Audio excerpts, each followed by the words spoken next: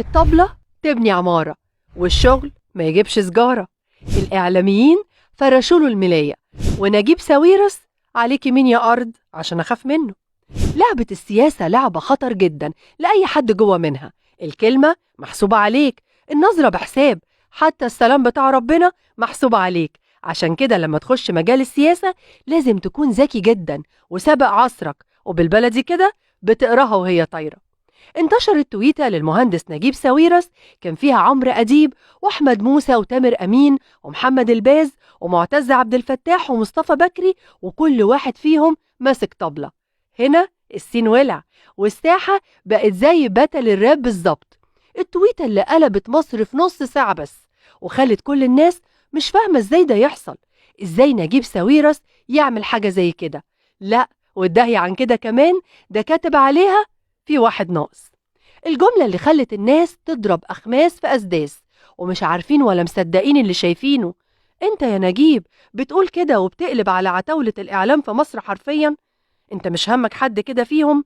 والناس تقول للبشمهندس نجيب طب وحد الله، طب صلي على النبي يا عم ساويرس، وهو أبدا برضه دماغه ناشفة يا جماعة.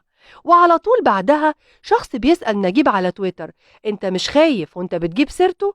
وعلى طول زي ما معودنا البشمهندس نجيب ساويرس بسرعة الرد، من غير ما يدي نفسه دقيقتين ياخد ويدي مع نفسه، مفيش، يقوم قايل له وردد عليه أنا ما بخافش غير من ربنا، وعلاقتي بيه الحمد لله قوية، على أساس إنه غفور رحيم عشان ذنوبي.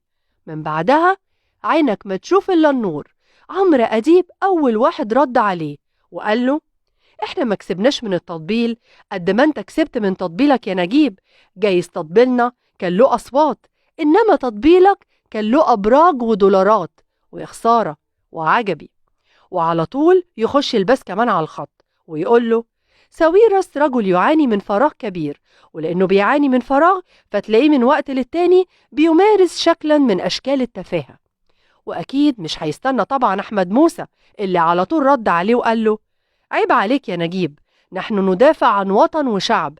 لن ننسى دورك وقناتك في 2011 اللي استخدمتها لضرب القوات المسلحة والشرطة والقضاء، رغم إنك أكتر من كون الثروات في عهد الرئيس الراحل مبارك. هذا هو نجيب، مصلحته أولا. عيب عليك يا نجيب، وما خفي كان أعظم. يسكت نجيب ساويرس على رد أحمد موسى ويقول اللهم اخزيك يا شيطان؟ أبدا. ويقول لك أسيبه؟ رحت مديله، ورده كان شرف لي إني كنت في ثورة 25 يناير، وستظل نقطة فارقة في تاريخ مصر، رغم إنها سرقت لعزوف شبابها عن السياسة وسيئتها.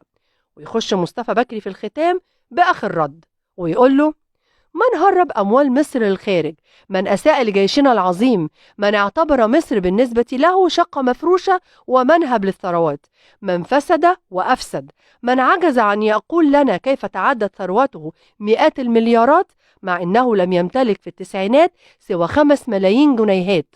لا يحق له أن يشكك في مصداقية من يدافعون عن الوطن. هنا الناس مش فاهمة حاجة خالص، وبيتريقوا ويقولوا موسى من الدسات ابتدى في السياسة، والسين في الساحة بقى ولع على الآخر. وفي الختام نحب نوضح إننا بننقل لكم الصورة كاملة والردود من كل الأطراف، ويولي الله من يصلح، واللي غلطان مش هيتساب.